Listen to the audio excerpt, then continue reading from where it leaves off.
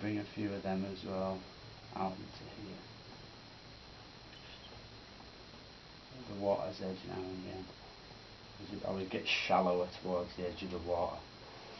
Now, I know just to balance it up, because I've got a lot of movement in that area, I can just come along in here and create one last drop.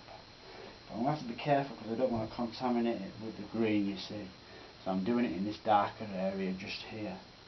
And I'm just going to come along and down. See that? Because it's closer to us than this, it wants to be slightly bigger than that.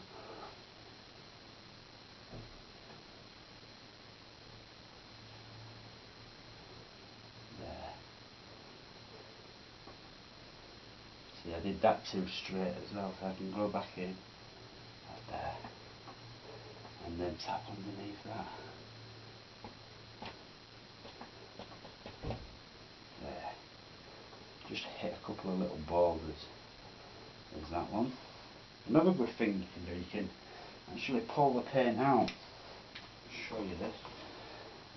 Pull the paint out like so. It's straight white, and you can just tap and push into that straight white, get a proper ridge on the fan brush, and then just on the actual waterfalls themselves, you can just touch that, make it look like loads of little splashes and stuff that's going on as it's going down.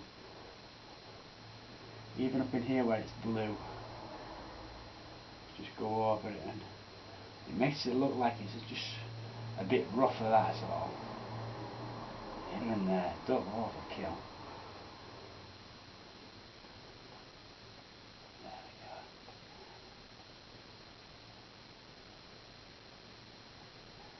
go. You're going to get a lot of little bubbles and all sorts of stuff going on in there. Cool.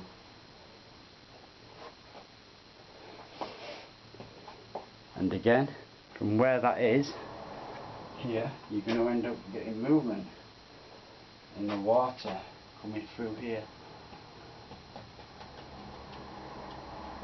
Tap it in and then you can go a bit gentle.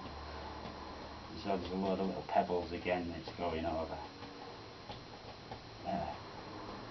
Fan brush really, this one end especially, gives me a lovely shape for these. Don't have to do much. My trusty fan brush. You get used to your tools, and there's certain ones that you prefer over others. I'm biased to this. This is my lovely fan brush. I always use it for everything. Whenever it's a fan brush, it's this one. Or the small one. Sometimes I have to use a small one if I'm working in a tight spot. But you really do get a lot of movement still. But yet you can still see the reflections in between.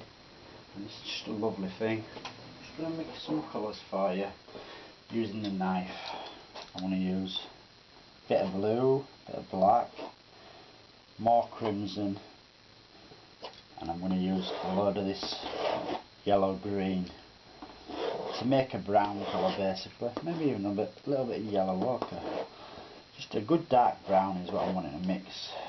See how that looks once I've mixed it up good.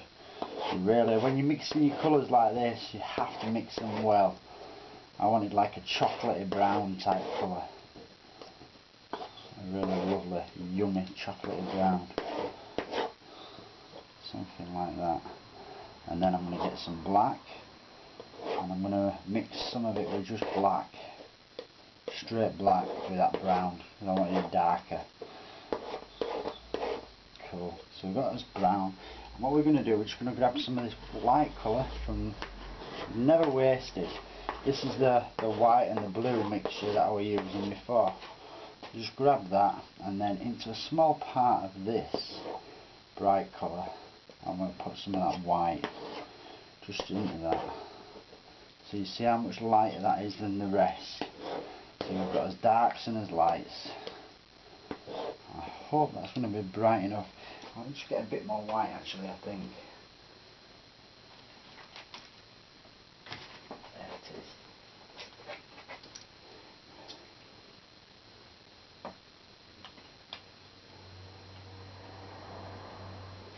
And what I want to do, I'm just going to show you how to make some lovely pebbles with one brush stroke. Simple. Darken the light side together.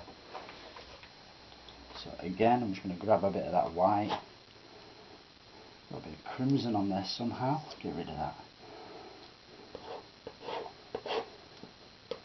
There, now you can see the colour better. Something about that light is what I was thinking, and then I can use a bit separate over there, make it lighter even still.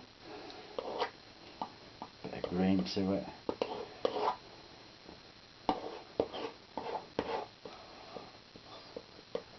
I'm just making it less mauve by adding that green, you see. There we go. So now we've got this lovely light brown. I just want to use a little filbert brush, and I'm just going to go straight into this really dark brown mixture, both sides. And this tree here, I'm going to paint it in oils, just dark, wherever the dark is I'm going to paint it, but I don't want to come right up to this edge. I want to stay just away from it, about there. Don't come too close to that edge because we're going to highlight that edge, and if you get too much brown on there it won't be light enough for what you're wanting. So again, we've got a branch up there, got a bit of oil on that as well. It's a different texture as the oil paint when it goes on, and it'll look totally different to the gesso that's behind, because that's been washed out with the white and the blue and stuff. Right, that's cool. And then same thing again on this tree here. I'm just going to bring it say from up there. I know you guys can't even see this, but you need this colour on there for it to work properly. Quite a fat chunk on this one actually. It'll be more defined when I highlight it, much more defined. And it's nice to get a bit of green in there now and again, don't worry about that. You get loads of moss and stuff growing on the trees. There, make it bigger at the base, that one. That's more like it. Same with this tree now. I'm working simultaneously on each individual tree.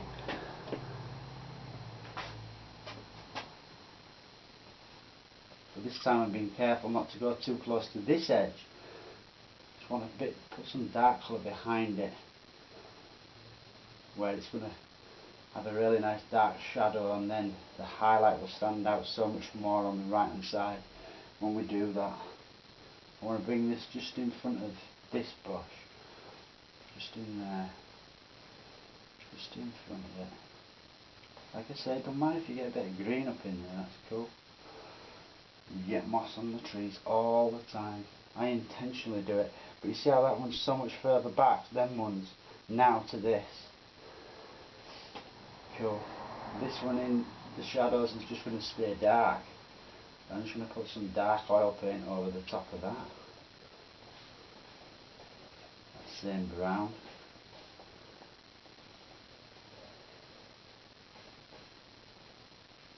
And that alone sits it back.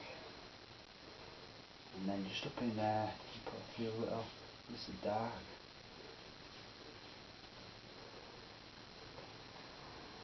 I like the way that disappears and the leaves cover over it, as though the sunlight's hitting it, you see. That's why I wanted to make this a bit brighter now. Right, so now we're just going to use one side and pull that through the light colour. So you've still got dark on there, and you've got light on there. So with that, keep the light side to the left, because the sunlight's here, and then just on that edge, I'm just going to pull down. This is a style of tree which is actually smooth. It's quite a smooth bark.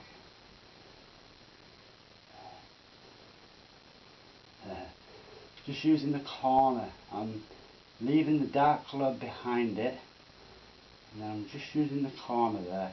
And you can also just come back in and put some little details in there. You've got little highlights here and there as well. It's little bits of highlight on the bark just behind it. I haven't done this for a while. I do enjoy doing it. It's a lot of fun. Just highlighting these trees. And keeping them dark on the side, on this side, really gives that 3D effect, and it pulls this so much further forward. Maybe there's just a tiniest bit of light just up in there, just catching a bit of it, and then maybe it disappears off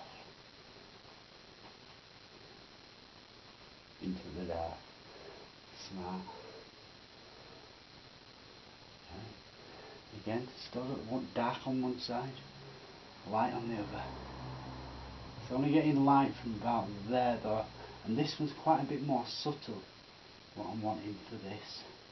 I hope you guys can see what I'm doing. I'm just having to rest my hand on there so I get a nice edge. But you can always change it, don't worry about if you don't get it first time. You see, I've just come right through my bushes and stuff there. I very rarely do it, but look, got paint on me. See how I'm not stressing? It's so easy to fix. Good thing about wet on wet. Mistakes are really easy to repair. And I'm just blending behind that. Let it go up in the shadow so you can hardly see it.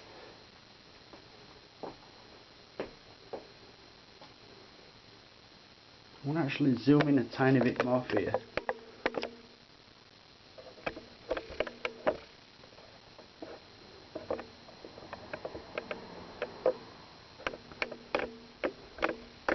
There you go. Now you can see that. You couldn't really notice before. Maybe just up in there. And it comes through to there. And then all the dark behind. You can use one side with the dark on, and then the other side with the light on, independently. You can even, especially where this bright area is, go back in again with a fresh load of light on one side. You can just touch it and just light it up. That sun is just glistening off there. Yeah. Bring it a bit further into the tree as well. I love trees with bobbles on and all that kind of stuff. I really love it. There.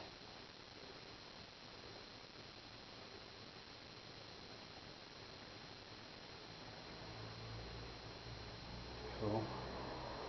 Right, again, just get a bit more light. Dark on one side, light on the other. And this tree here, I'm going to have some light hit inside of it. So again, come down. There. Blend behind slightly. Using the dark behind as your best friend to help you blend this edge so it's not just one light colour. It mixes with the dark that you put on there before. It just gives you lovely little highlights for trees and some real lovely depth to your trees. Don't need a lot there. Maybe just a tiny bit hitting back in here. But again, not a lot, just here and there. That's in the shadows, leave that dark. Might be nice to just do a little bit on this though. Bit of highlight just on that edge.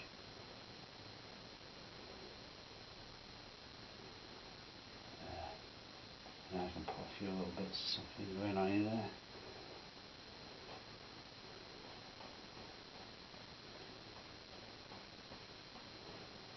Yeah. Just where the sun's hitting it. Sweet. And I like to mix my own brown for these. I really do. There might even be a tiny little bit of light just creeping through there also on that side.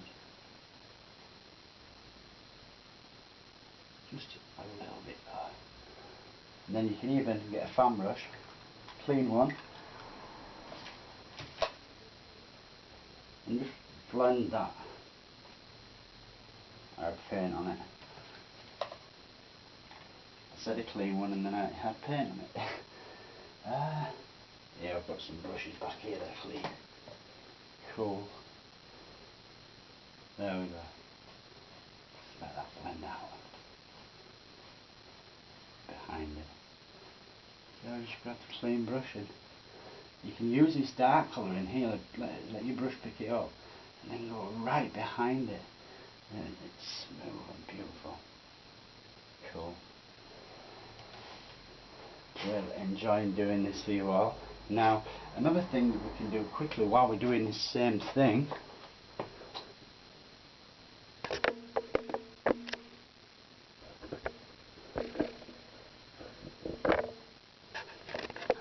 zoom into the water, just in the shallow areas.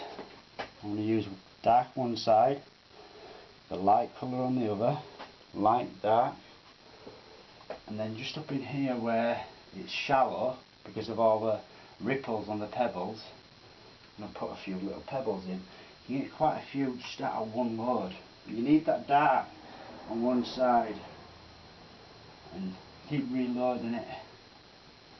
You can do quite a few. Should have dark underneath and light on the top. Just a little.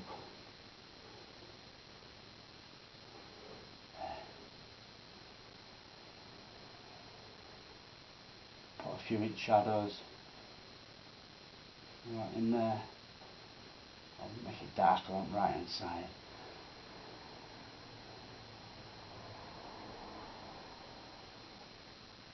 I love doing these little rocks. So much fun. Make some real detail with them. Just on the edge of water. Maybe one there.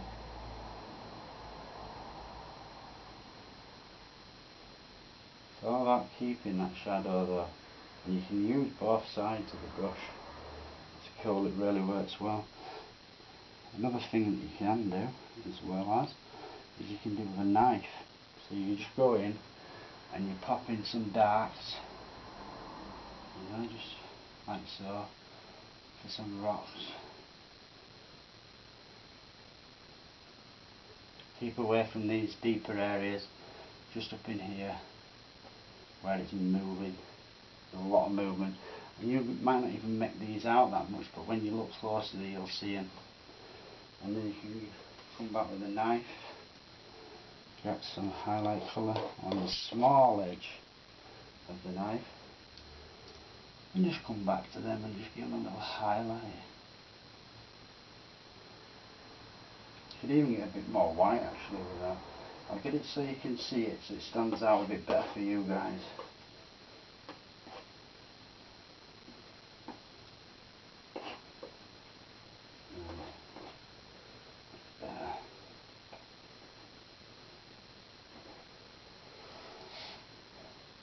Brighten it up just so that you can see it a little bit. And you can just gently just allow it to pick it up, pick the light colour up onto the stones.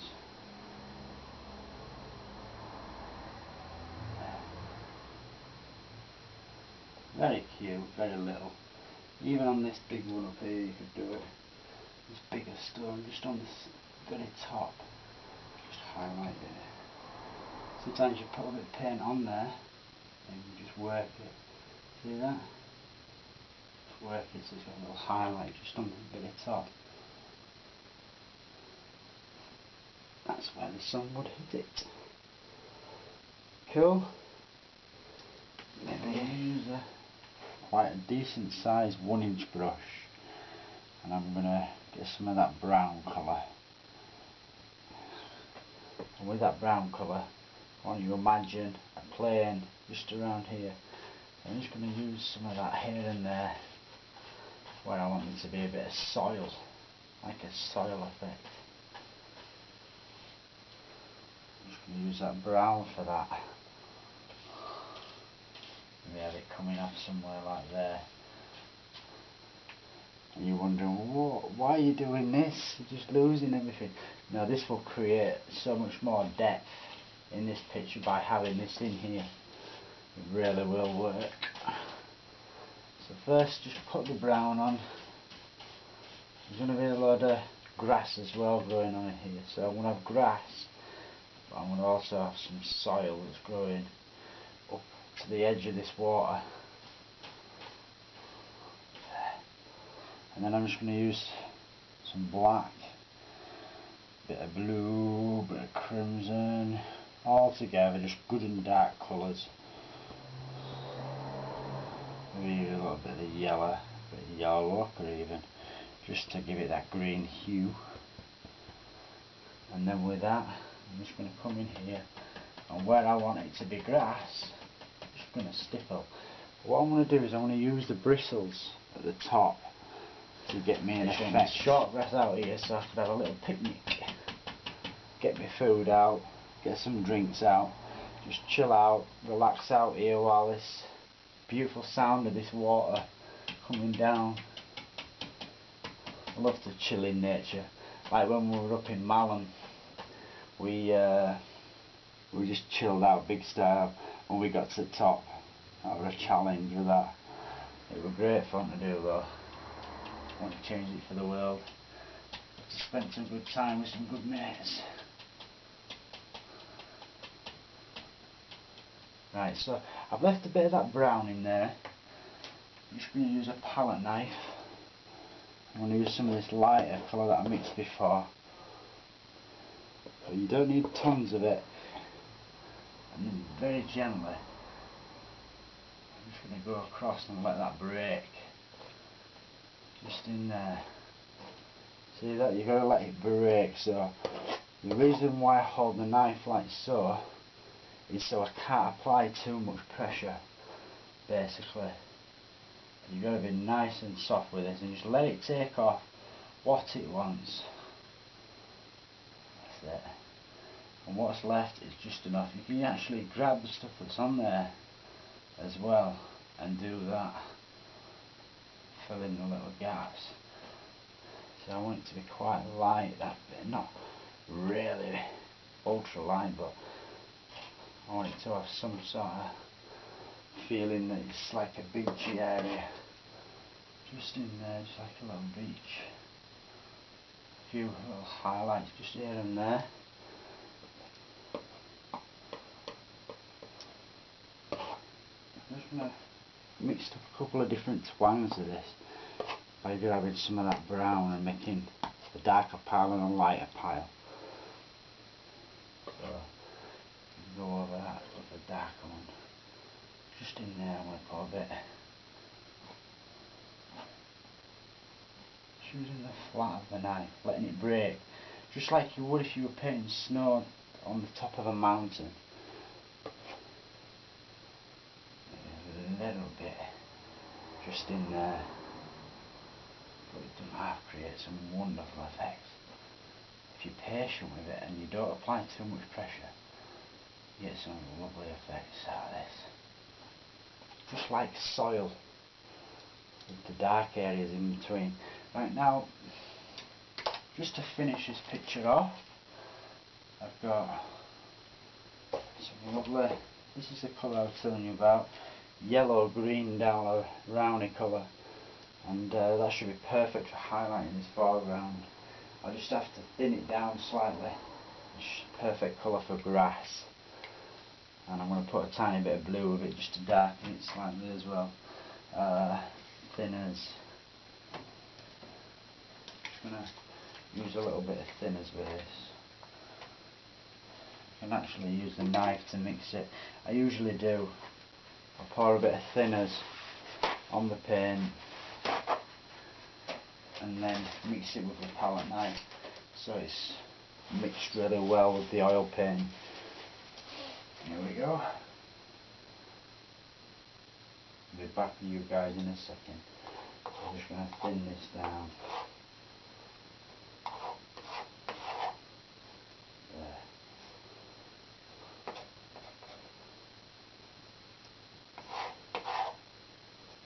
It's amazing what a difference it makes just thinning the colour with it means that it'll stick then over the top of what you've got. You don't want it too wet neither though. I'll show you the kind of consistency that you want it now. You can see that up there, I've mixed thinners with that. It wants to be quite thin but not too thin. And if it's too thin, it'll just mush together and you won't get no definition. There, and I can just grab a tiny bit of blue. and just apply that with it. Mix it good and well. That also means that the thinners will be really well mixed with the paint then as well. Right, so I'm going to get a clean 1¼ inch brush. I'll show you how I'm going to load this. Very simple. Same as I have been basically, just tap into there. Don't go straight into the pile, start there, tap and push and get a ridge of paint. And that ridge will sit out on your brush. And then just up in here where you want the highlights, just come in and just gently tap. That's it. Some lovely detail in your grass by doing this, and allow it to slightly mix with that base colour, because what happens is you get more variation in tone, you get bright bits and darker bits for the shadows. But I want this to be quite a short grass. I mixed up enough paint as well for the whole job, so I could do all this grass basically. Leave some dark bits and just see how I just used the corner of the brush then. That's a good thing to do, but you've got to leave them shadows behind, the dark shadows behind. And in here again I'm just going to use the corner of the brush, some bits and stuff just growing through there. Not too bright though, I want it still quite dark. I don't want it over bright. Probably looks brighter on camera than it is. It usually tends to be the case because I've got a big light on me and it's very hot. Well, we've nearly completed this picture. Just going to put some highlights in there for this grass. And don't tap too much, just put it in there and leave it. The more you tap, the more you mush it together, the less defined the grass will be. It'll just fuzz out, you see. It's good if you want to do a really soft, velvety grass. I wanted something like rough type grass here. It's short, but it's still quite rough. There. Get a bit more just growing over that soil.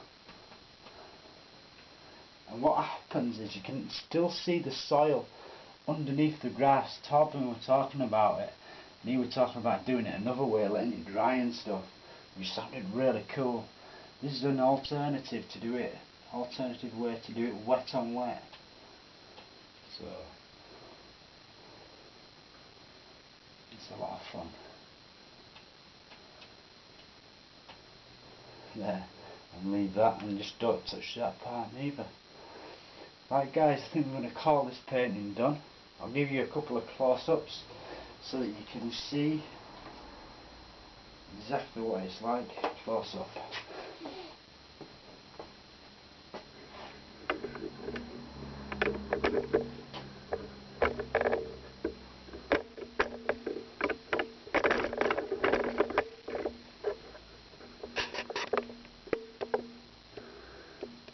There you can see in the background the sunlight coming through the trees,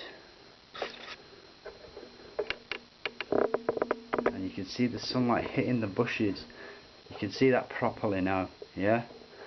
It's hard to show you when it's at a full distance, but now you can see that glow around the bushes there and on that bush. I'm really happy how that's turned out. It went totally to plan. And then the trees, which have got highlights either side. There's that bit of light glimmering on this one. It's actually wider than that at the base, but anyway, that's good.